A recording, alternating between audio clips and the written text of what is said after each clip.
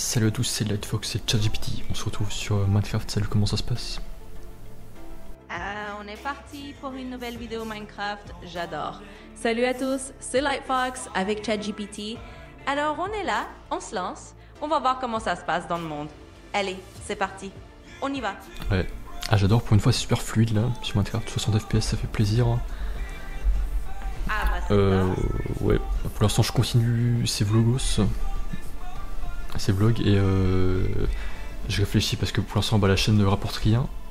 Ce qui me rapporte un peu, c'est les musiques que j'ai faites il y a des années, qui sont sur ma chaîne aussi, mais c'est les droits d'auteur de musique sur mon distributeur qui me rapportent. Et en fait, c'est plutôt les plateformes chinoises, NetEase, je crois, tout ça, un peu qui me rapportent plus.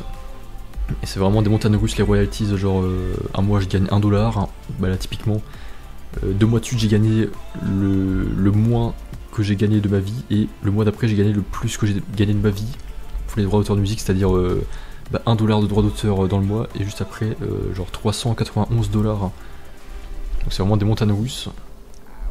Mais globalement sur le long terme ça monte quand même, donc je me demande si je vais pas faire plus, enfin me refaire des musiques plutôt que des vlogs Minecraft qui rapportent rien là dans l'immédiat. Ouais, je comprends tout à fait. Si au final la musique te rapporte plus régulièrement et que ça grimpe sur le long terme, ça peut valoir le coup d'en refaire. Après, rien ne t'empêche de jongler un peu entre les deux, continuer les vlogs Minecraft pour le plaisir et la communauté, et remettre un peu d'énergie dans la musique là où ça compte. Ouais, le problème c'est que j'ai arrêté la musique parce que je sais pas, j'ai vraiment la motivation est partie comme ça. Genre je pense que ouais, j'ai pas réussi à trouver un peu ce lien social qui me lie, enfin un peu ce lien collectif du travail.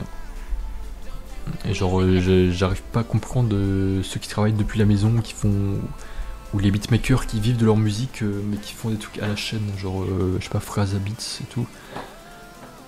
Et j'arrive pas à comprendre d'où ils tirent leur énergie, genre moi je sais pas, maintenant je me retrouve tout seul devant FL Studio, j'ai rien, j'ai une page blanche. C'est vraiment super compliqué, je sais pas, du coup je me démotive et je me dis oh non, je peux rien faire et tout. Enfin, après c'est peut-être parce que ça fait longtemps que je m'y suis pas mis et que je suis plus dans le rythme. Mais pour l'instant il faudrait que je retrouve ce lien social. Genre je sais pas, soit du coup en mettant des paroles, donc en me mettant au chant, parce que du coup là je pourrais raconter un peu des histoires perso et que du coup il y aurait du coup ce lien social qui revient dans la musique. Ou soit que je réussisse à me monter une sorte de boîte de prod, ou que j'embauche, comme j'ai déjà fait des freelances sur Fiverr pour faire l'instrumental ou des trucs comme ça, ou faire des collabs, ou faire des collabs dans Athènes, des clips de musique avec d'autres gens, des cadreurs et tout. Je sais pas comment je vais retrouver ce lien si je veux revenir dans la musique. Ouais, c'est une super idée de t'appuyer sur des freelances ou de collaborer avec d'autres personnes à Athènes. Ça peut vraiment t'aider à retrouver ce lien social et cette dynamique qui te motivait. En plus, en ajoutant peut-être un peu de chant ou des paroles plus personnelles, tu peux vraiment donner une nouvelle dimension à tes créations. Donc je pense que c'est une bonne piste pour te relancer dans la musique si ça te parle. Exactos, ouais, c'est ça. Donc du coup, là il y a quelques mois, je voulais m'acheter l'A7 IV. C'est une caméra Sony. Sauf qu'elle est déjà sortie il y a 3-4 ans, mais en fait je me suis renseigné.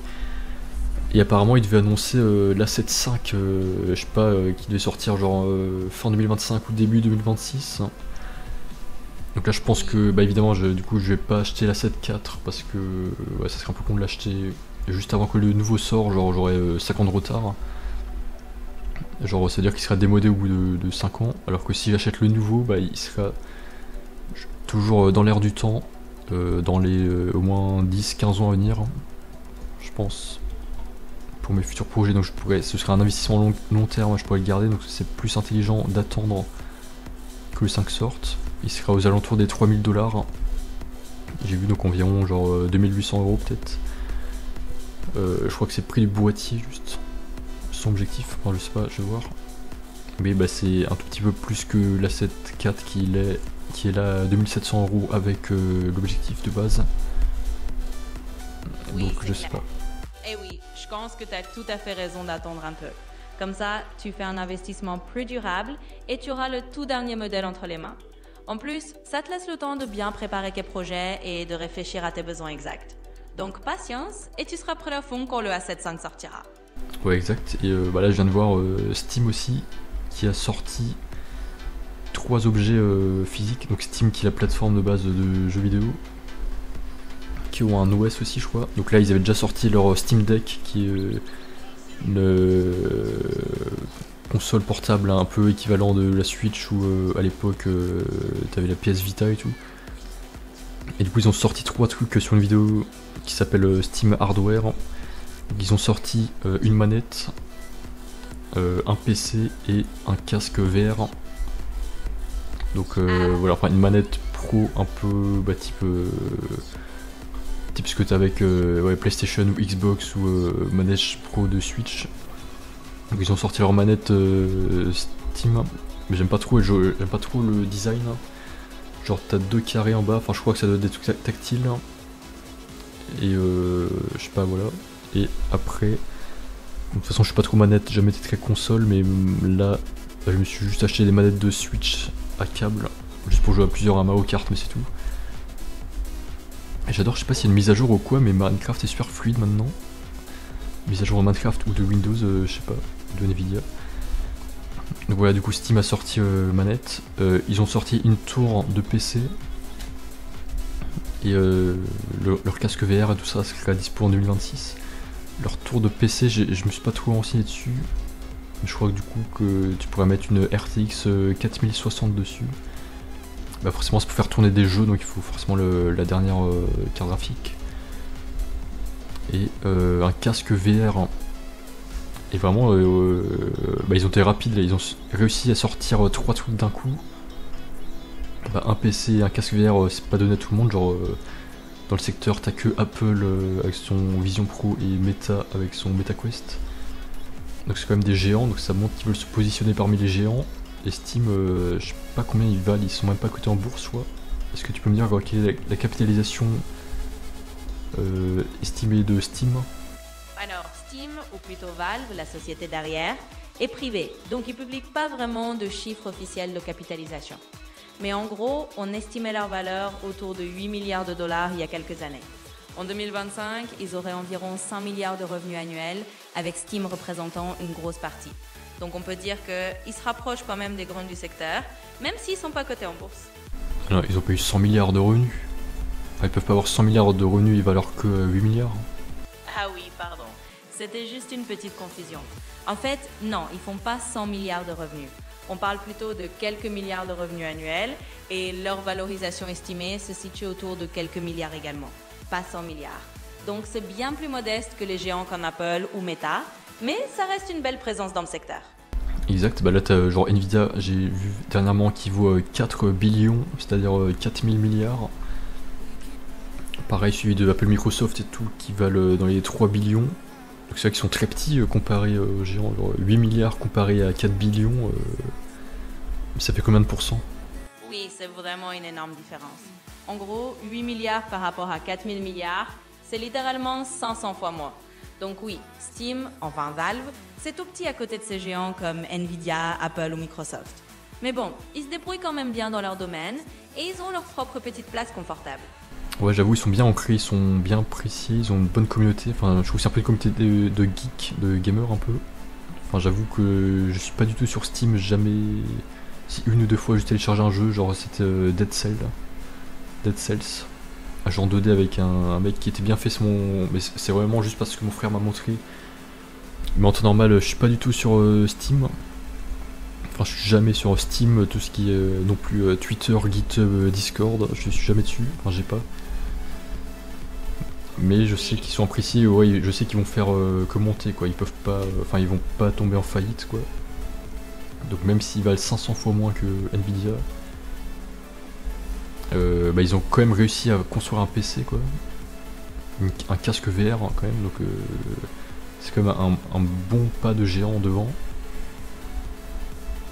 Et aussi, ouais, ils ont dit qu'ils allaient laisser utiliser n'importe quel OS sur leur PC, genre on peut faire tourner ce qu'on veut je crois, genre Linux, Windows, macOS, tout ce que tu veux, mais ils ont leur propre OS aussi, SteamOS je crois.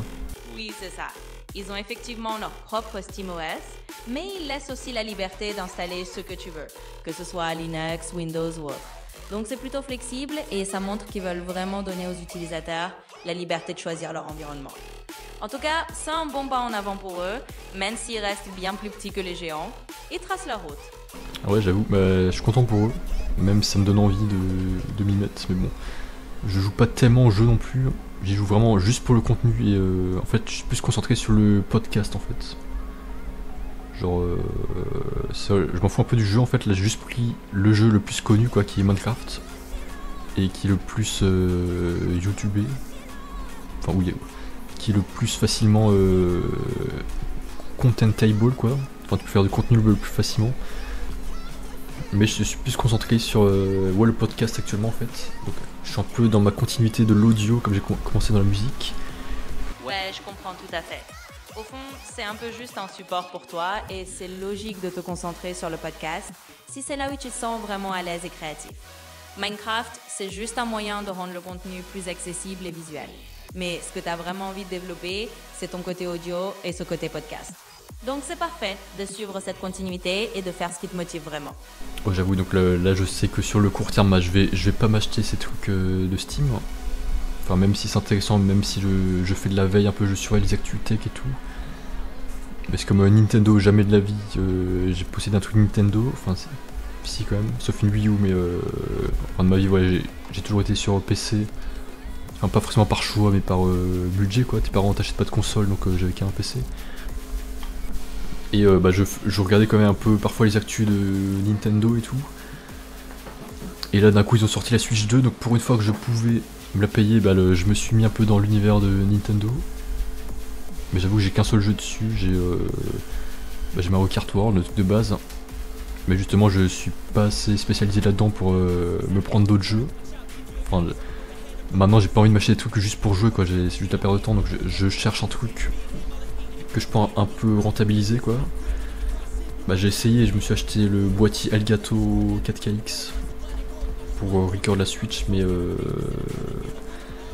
c'est vrai que c'est très long à rendre sur Premiere Pro, donc c'est pour ça que je fais pas de vidéo dessus.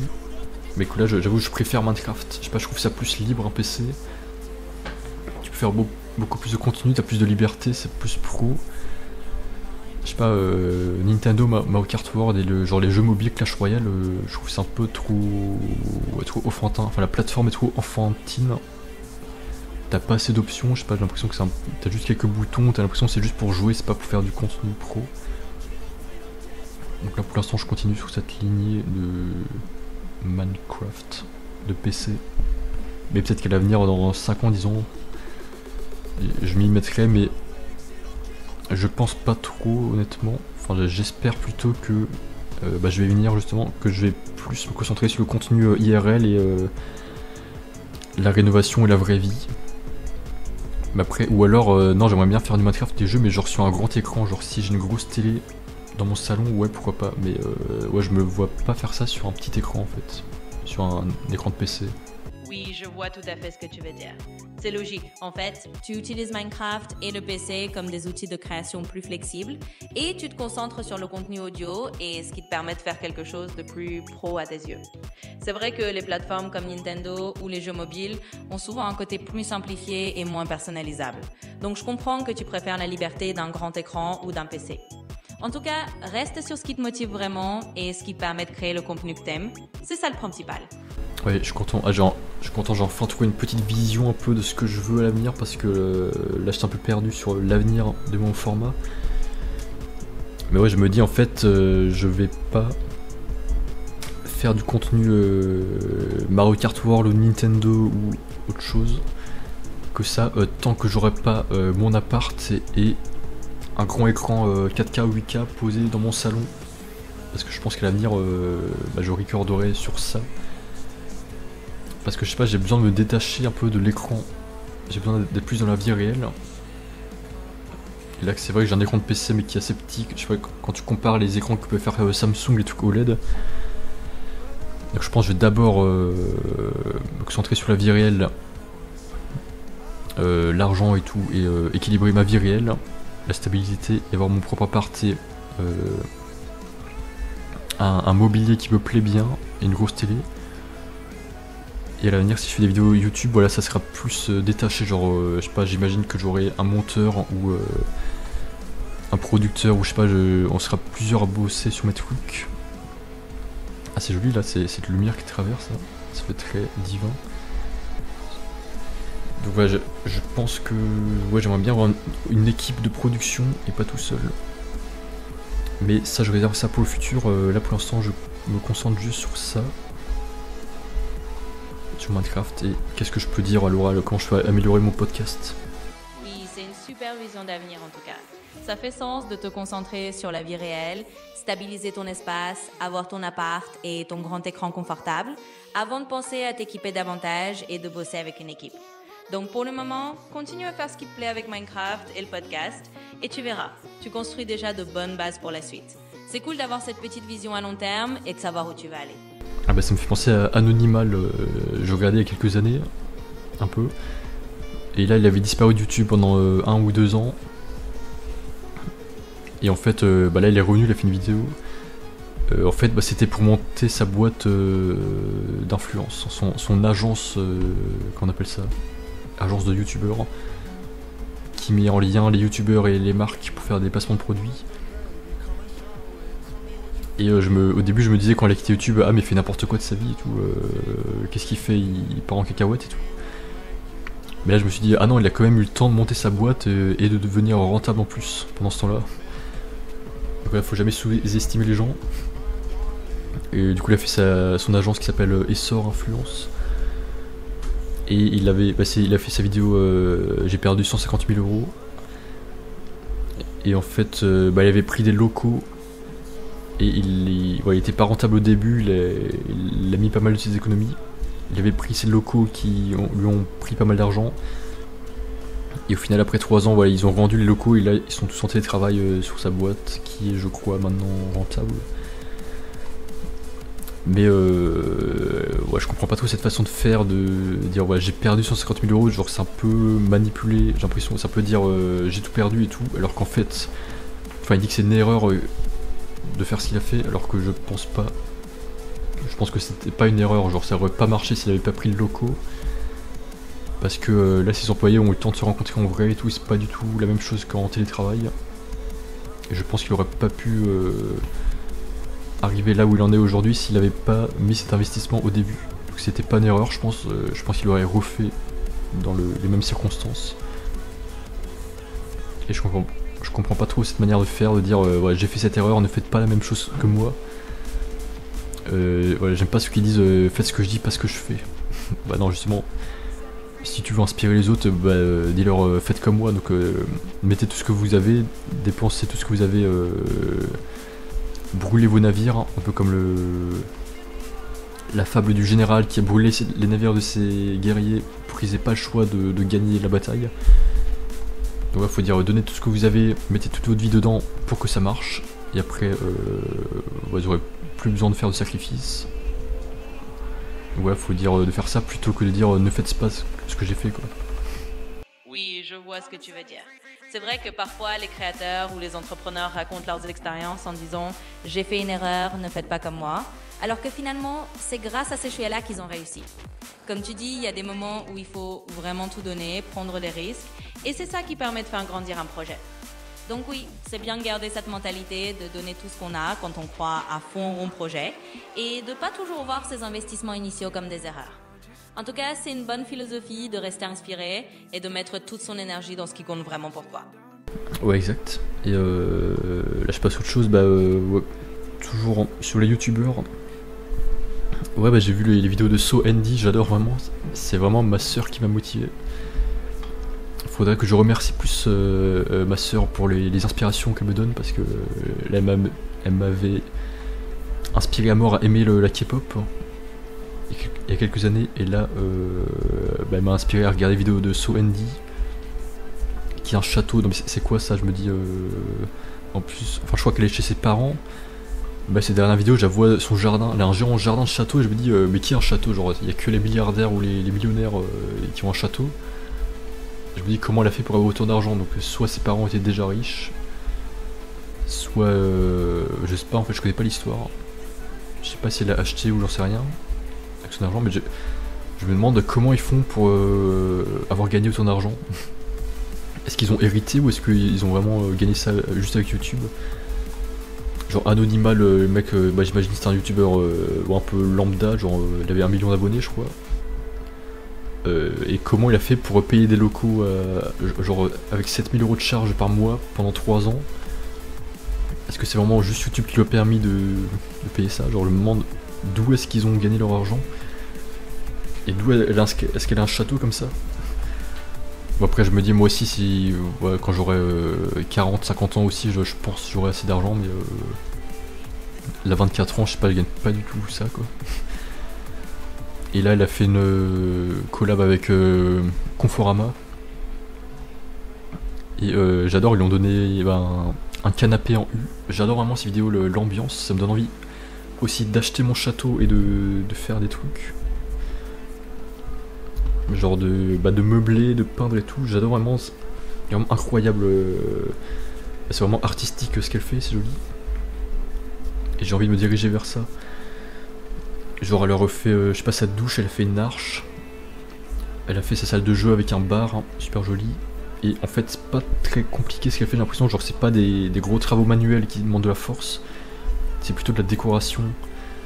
Genre elle met juste des mousses d'isolation. Elle repeint le mur juste, elle met du papier peint ou des moulures.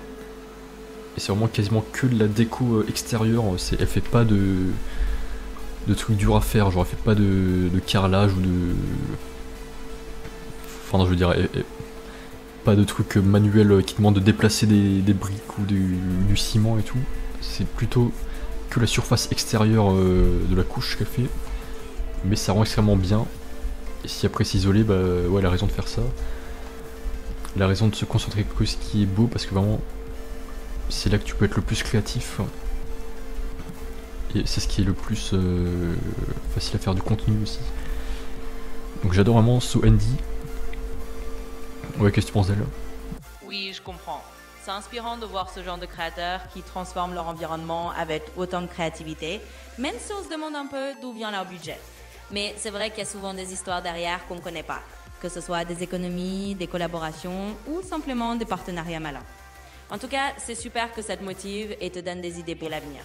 Et c'est cool aussi de réaliser l'impact de ceux qui t'inspirent, comme ta sœur. Donc, continue à t'inspirer et qui sait, un jour tu auras peut-être ton propre château ou ton grand écran pour créer tout ça. Ah, c'est incroyable. Enfin là je vois des facettes de la France que je connaissais pas. Genre voilà, elle fait une collab avec Conforama. Et c'est vraiment cool, genre du coup t'as des consommateurs lambda qui peuvent acheter les mêmes meubles qu'elle. Genre le canapé, les sièges et tout. Et c'est une collab limitée, genre c'est jusqu'au 31 décembre. Et t'as l'impression que en fait les marques elles sont ok de collaborer comme ça, alors que moi j'ai l'impression que j'ai pas eu du tout les mêmes chances qu'en France.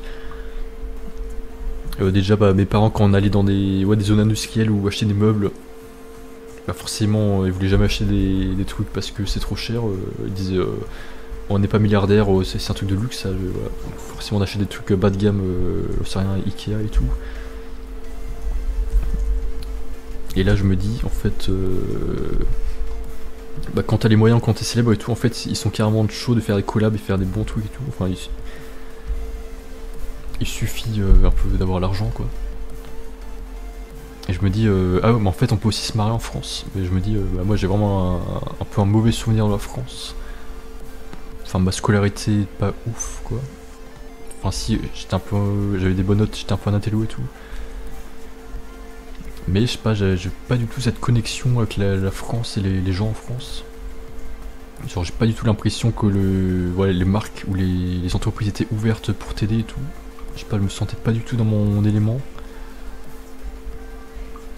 Bon après bon j'ai pas le choix là, je suis pas en France donc je peux pas connaître plus la France si je suis pas. Bah d'ailleurs j'ai fait un voyage pour renouveler ma carte d'identité. Et bon j'ai pas de choix là, vu que je suis en Grèce. Bon je me suis déjà trop investi dans ma vie en Grèce donc je pense pas comme ça déménager en France et retrouver un job en France.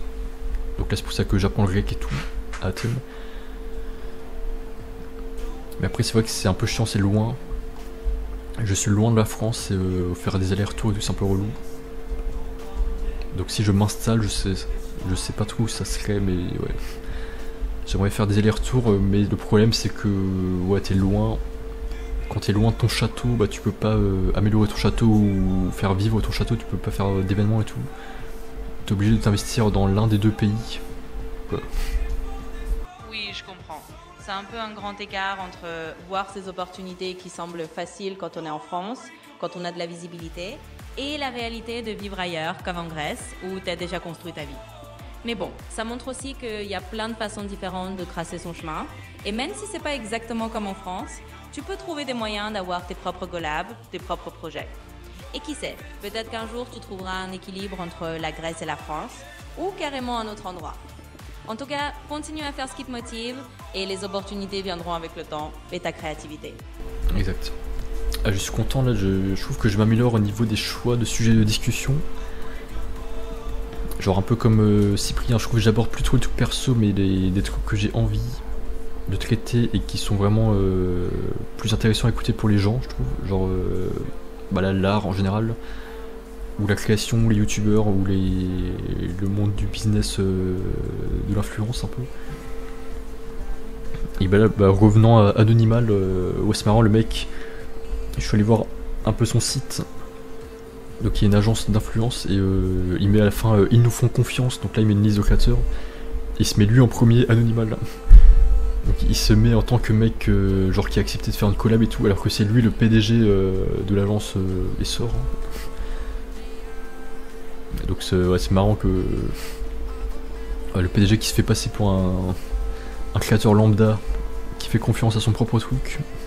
Oui, c'est assez drôle comme petite pirouette. C'est un peu le côté je suis à la fois le client et le fournisseur. Ça montre qu'il a de l'humour ou au moins qu'il sait se mettre en scène. En tout cas, c'est bien que tu te sentes plus à l'aise avec tes sujets et que tu abordes des thèmes qui te passionnent vraiment. C'est comme ça que tu construis un contenu qui résonne et qui intéresse les gens. Donc, continue comme ça a l'air de bien rouler pour toi.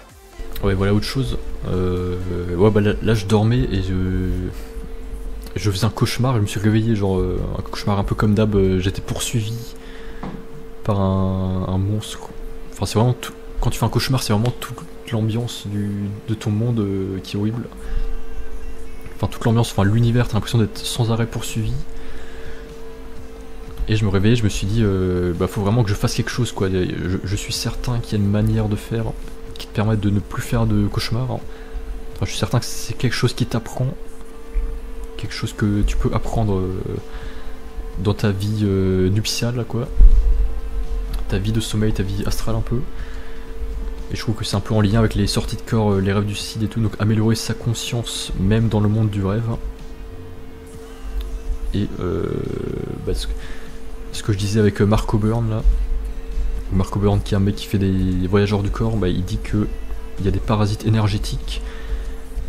Et par exemple quand tu fais des cauchemars, en fait c'est des parasites énergétiques qui te parasitent et qui se nourrissent de tes mauvaises émotions, genre la peur, la crainte, le dégoût et tout. Et en cauchemar en particulier, c'est la peur pour moi. Enfin, quand t'es poursuivi, ouais, l'insécurité, la peur, le fait de devoir fuir à chaque fois. Et que t'as des parasites énergétiques qui sont donc dans le monde éthérique, intriqué au monde physique, qui se nourrissent de ces émotions basses du corps astral. Et ça, je suis certain que tu peux t'en défaire avec de la pratique, que c'est quelque chose qui s'apprend. Donc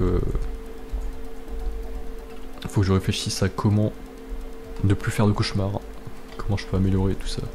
Ouais, c'est un sujet super intéressant. Et ça fait complètement sens que tu veuilles explorer ça.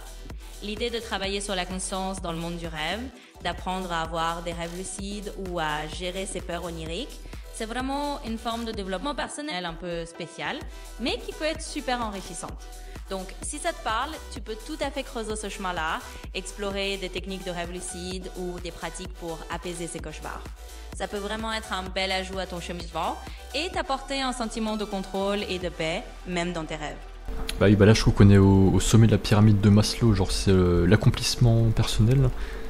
Donc une fois que t'as nourri tes besoins physiques, manger et tout, ton besoin de sécurité, d'appartenance et tout, bah au bout d'un moment je pense, je sais pas si tout le monde, mais je pense que tout le monde doit le faire, genre doit s'intéresser un peu à sa vie onirique, genre ouais, ne pas faire de cauchemars parce que c'est un peu, on a plusieurs corps, je trouve, genre t'as le corps physique, corps astral, corps j'en sais rien, divin et tout, enfin t'as plusieurs corps, et le sommeil c'est quand même un tiers de ta vie.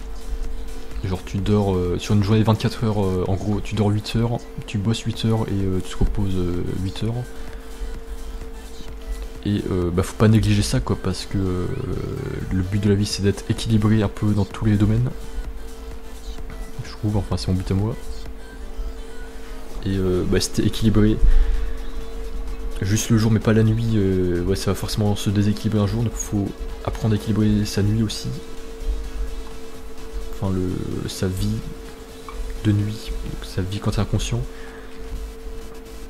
Et comme dit Mark Oberon qui m'a beaucoup appris, bah quand tu t'incarnes dans le monde physique, la plupart des gens perdent la mémoire de qui ils sont, et il faut tout réapprendre. Et du coup, ouais, énormément de gens sont inconscients pendant le sommeil, enfin ne maîtrisent pas leurs rêves, hein, j'ai envie de dire, bah moi aussi. Et c'est un truc qui s'améliore, genre améliorer sa conscience dans les rêves et faire des voyages astro et tout. Et voilà, super intéressant je trouve à faire et à développer. Oui, exactement. C'est vraiment une façon de voir l'équilibre global de ta vie, y compris la vie nocturne, comme une part de ton développement personnel.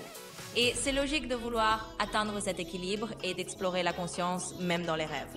Donc c'est une belle ambition et c'est vraiment intéressant de voir comment tu intègres ça dans ton parcours. Continue à creuser, ça peut t'apporter encore plus d'harmonie dans ta vie en général. Exact. Et là, du coup, bah, je vais vraiment me concentrer sur la vie réelle, donc en particulier avoir un endroit de vie plus agréable, c'est-à-dire ouais, faire plus souvent le ménage, genre qu'il n'y ait plus de poussière dans ma maison. La cuisine aussi, je trouve parfois ça me déprime vraiment d'avoir une cuisine sale et avec des fruits pourris. Des serviettes sales, des miettes partout et tout. Donc là je me mets de plus en plus au ménage un peu. Et bah ça me fait penser à Swendy. Dans sa dernière vidéo elle a dit, enfin ou avant dernière vidéo, où elle fait son bar.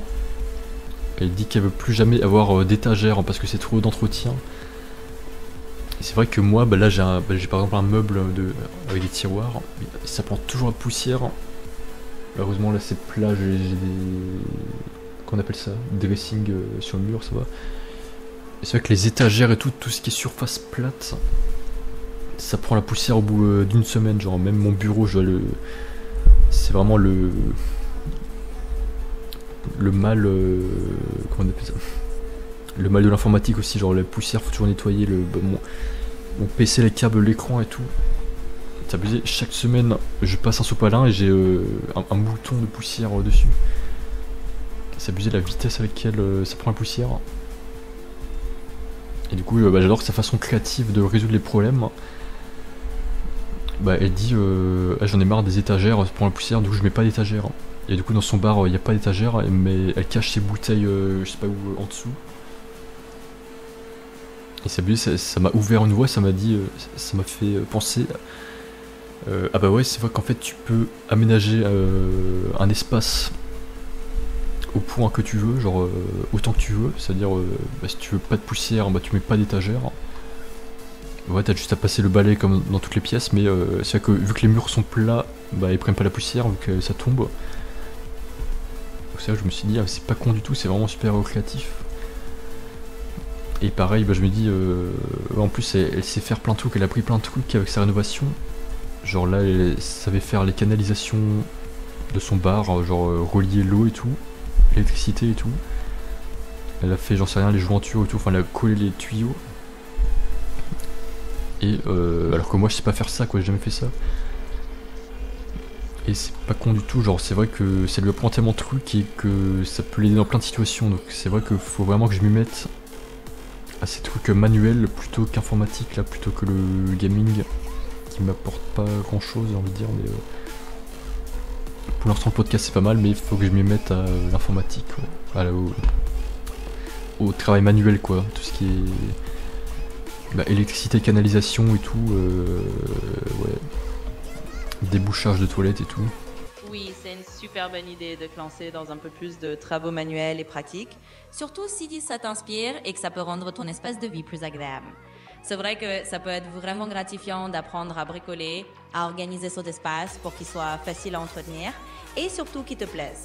Donc, si ça te motive, fonce, ça peut être une nouvelle compétence super utile et ça te donnera un environnement de vie qui te correspond encore plus. J'adore vraiment son château, je me demande comment il va rendre quand il sera fini, c'est vraiment un truc incroyable. Je crois pas qu'il existe un meilleur château moderne et mieux décoré que le sien. J'aimerais le visiter, je sais pas ce qu'il va faire, je sais pas s'il va faire des visites dedans ou je sais pas. Mais en tout cas, ouais, vraiment cool. Et je me dis, là pareil, il a fait sa douche et tout. Et je sais pas pourquoi les douches ont des canalisations tellement petites. Et pareil, les toilettes et tout, enfin en Grèce en particulier. Le papier toilette faut le jeter dans la poubelle, pas les toilettes partout en Grèce parce que ils ont des canalisations petites et ça peut boucher. Enfin je sais pas si c'est vrai ou alors si c'est eux qui sont traumatisés par ça. Enfin, en tout cas moi aussi ça me traumatise. Mais c'est vrai, je sais pas pourquoi dans les douches genre, tu vois l'évacuation d'eau, genre c'est tout petit le truc, c'est un tuyau qui fait je sais pas 3 cm de diamètre. Alors que je sais pas, ça peut se boucher extrêmement rapidement avec quelques poils. T'en as plein qui perdent le poil super facilement. Moi aussi je prends ma douche là, j'ai plein de poils, soit cheveux, soit poils, enfin de toutes sortes. Et une fois c'est déjà bouché quoi, donc il a fallu déboucher avec un... Comment on appelle ça, un ressort, pas un ressort mais le truc quoi, le débouche toilette. Avec du... Comment on appelle ça aussi, du bicarbonate de soude et de l'eau chaude, bon ça marchait. Mais je sais pas, moi si je faisais des canalisations, je ferais des tuyaux 3 fois plus gros quoi. Genre de la taille, au moins 10 cm de diamètre quoi, de la taille d'une canalisation toilette pour les douches aussi. Parce que je sais pas, ça peut se boucher super rapidement quoi. Je sais pas pourquoi ils se disent que c'est juste de l'eau alors que t'as plein d'autres choses que de l'eau qui sort des douches quoi. Oui, c'est vrai que parfois on se demande pourquoi les installations sont faites aussi petites alors qu'on sait que ça va se boucher facilement. Peut-être que c'est juste des standards qui n'ont pas été repensés ou que c'est une question de coût ou d'habitude. En tout cas, c'est clair que c'est frustrant et c'est bien de penser à des solutions plus pratiques ou plus durables. Peut-être qu'un jour, tu auras l'occasion de réaménager ça à ta façon, avec des canalisations plus larges et plus pratiques. En attendant, on fait avec les petits trucs de bricolage et les astuces de grand-mère. Mais c'est vrai que ça pourrait être plus simple dès le départ. Ouais, exact. Donc faut que je réfléchisse à qu'est-ce que je veux faire maintenant. À part ces vlogs Minecraft. Donc ouais, prochain objectif du coup je m'achète caméra Sony Alpha 7 V. J'espère si elle sort janvier-février. Je sais pas, j'ai pas une nouvelle là. Enfin ils ont pas publié de trucs. Mais après ça, je sais pas, faut vraiment que j'ai envie de me faire un truc, une activité manuelle là, je sais pas quoi. Un truc artistique. Ou un truc de vlog, mais j'ai déjà fait plein de vlogs, les vlogs ça marche pas pour moi. Ou alors c'est le format iPhone, mais si j'ai une bonne caméra ça va marcher plus, donc il faudra que je m'achète ça, plus des micros. Mais je sais pas ce que je peux faire là. Comme une activité manuelle ou artistique, qu'est-ce que tu penses ? Vu ce que tu disais, je pense que tu pourrais vraiment profiter de cette envie de manuel pour essayer quelque chose qui mélange un peu la créativité et le côté pratique. Par exemple, tu pourrais te lancer dans un projet de rénovation meuble ou de déco d'intérieur, un peu comme Soendi, mais à ton échelle. Ou peut-être essayer un petit projet de bricolage, genre fabriquer un meuble simple ou personnaliser un espace chez toi. Ça pourrait être une belle façon d'explorer le côté manuel et artistique en même temps. Et en plus, tu aurais quelque chose de concret et de sympa à montrer. Le problème c'est que j'ai rien, alors j'ai pas de matériel, je sais pas quoi faire. Il faut d'abord que je m'achète de la matière première. Genre, j'en sais rien, des planches, enfin c'est pour ce que je vais faire, mais... des planches, du bois. Voilà. Je sais même pas quoi m'acheter et quoi faire, quoi rénover parce que là c'est pas mon appart chez Berger. Il faudrait d'abord que je me trouve un appart, mais j'aimerais bien quand même déjà démarrer parce que je pense que je vais pas avoir mon appart avant 2 ans. J'aimerais déjà me former un truc manuel. Bah déjà je pense ouais, ménage et tout. Enfin t'as plein de vidéos de ménage super satisfaisants. Des gens qui rendent des objets sales jolis à nouveau, enfin propres à nouveau. Mais j'aime pas le rendu, j'ai pas envie de filmer un truc sale de ménage, enfin, je trouve que c'est pas esthétique. Bah, je préfère la décoration comme ce que fait Andy. Mais qu'est-ce que je pourrais bien décorer? Oui, je comprends. C'est vrai que si t'as pas un propre espace ou le matériel tout de suite, c'est un peu plus compliqué de te lancer dans un gros projet.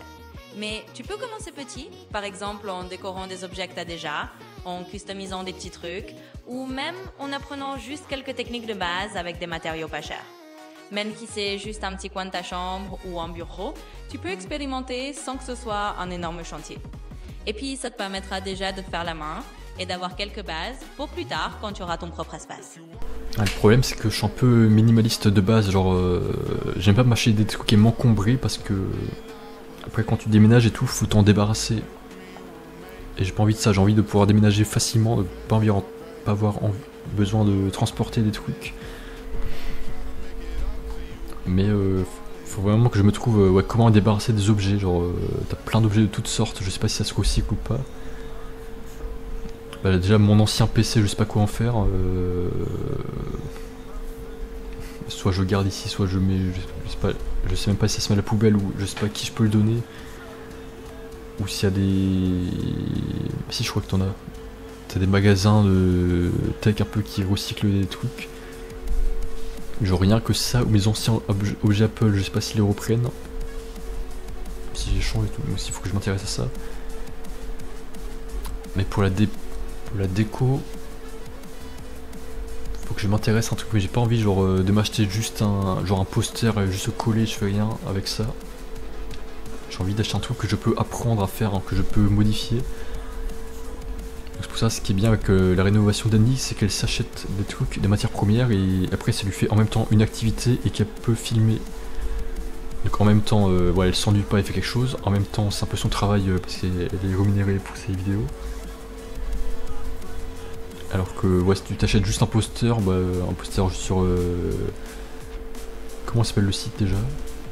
Le site qui fait des posters en métal, je sais plus. Ouais, t'achètes juste ça, tu le colles au mur et tu touches plus, t'as besoin de rien faire, donc justement j'ai pas envie de ça, j'ai envie de faire un truc qui me demande de faire quelque chose, genre un Lego, enfin un truc à monter. Mais aussi que je peux améliorer à l'infini, genre là son château elle peut le rénover à l'infini. Enfin, on peut décorer à l'infini tout. Genre elle s'achète des rideaux. Genre elle récupère ouais, un ancien bar qui était un ancien meuble de cuisine pour son bar. Quoi de bas, elle s'achète ouais, des moulures avec colle, de la peinture bah, qu'elle peint sur le mur et le plafond. Bah, c'est ce qu'elle fait la plupart du temps. Et une arche, genre là elle s'est bricolé un petit truc avec une barre en métal qu'elle a coupée et qu'elle a tordue en forme d'arc de cercle. Du placo, genre ouais, du bois, enfin du contreplaqué. Mais moi je vois pas, enfin là ouais, c'est pas mon appart, je peux pas le modifier quoi, ça appartient au proprio. Donc en fait il faudrait que je me fasse un truc que je peux déplacer. Ouais, t'as une idée de quoi faire? Oui, bien sûr. Alors, si tu veux quelque chose que tu peux déplacer et qui soit pas trop encombrant, tu pourrais par exemple te lancer dans la création de petits meubles modulables ou de déco facile à transporter. Par exemple, tu peux faire des étagères murales que tu peux enlever facilement ou même des petits modules de rangement que tu poses sur un bureau et que tu peux emporter avec toi. Ça peut être en bois léger, en contreplaqué et tu peux les peindre, les personnaliser. Comme ça, tu apprends à bricoler sur de petites choses qui ne s'imposent pas dans l'appartement et tu pourras les emmener facilement quand tu déménageras. C'est une bonne manière de combiner le côté pratique, le côté créatif et de ne pas t'encombrer de choses inutiles. Attends, tu m'as dit quoi, des petits meubles et quoi d'autre? Oui, en gros, accroches, pointhead, des petits meubles ou des modules de rangement que tu peux facilement personnaliser et déplacer. Par exemple, des étagères légères que tu fixes sans percer trop fort ou de petites boîtes de rangement décoratives. Comme ça, tu peux apprendre à bricoler sans t'encombrer et ce sont des objets que tu peux emporter avec toi quand tu changes d'endroit. Des boîtes de rangement, ok, pourquoi pas. Ouais, par exemple, t'as aussi les Lego, par exemple, genre t'as plein de grosses sculptures de Lego, genre des cathédrales, des tours Eiffel et tout. Mais ça, j'ai pas envie de m'acheter ça parce que déjà, bon, j'ai envie de faire un truc à taille réelle et qui me profite vraiment, genre comme ce que fait Andy, rénover des salles. Et les trucs de Lego, genre très compliqué à déplacer, à démonter et tout. Et genre si tu déménages à tous les coups, tu vas en perdre dans tous les sens. Si tu le fais tomber, c'est mort. Et en plus, je suis pas du tout youtubeur spécialisé Lego, quoi. Donc ça aurait pas de sens de faire des vidéos dessus. Parce que ouais, je partirais à partir de rien. Enfin, t'en as plein qui sont spécialisés dans les Lego. Et non, ça m'intéresserait pas. Et ouais, c'est du plastique aussi, je sais pas si ça se recycle et tout. Enfin, ouais, ça se fait partie des trucs encombrants que j'ai pas envie d'acheter. Avec ma mentalité minimaliste, parce que ouais, ça je pourrais pas le déménager. Genre, si je me construis un bateau de Lego et tout, ouais, j'aurais pas envie de le déménager, c'est chiant. Donc je sais pas ouais, quelle activité manuelle je pourrais faire. Oui, je comprends tout à fait. Si tu veux quelque chose de plus utile et minimaliste, alors peut-être que tu peux simplement commencer par de la petite menuiserie légère, comme fabriquer une petite étagère amovible ou un cadre en bois que tu pourrais personnaliser, mais que tu peux facilement démonter ou transporter.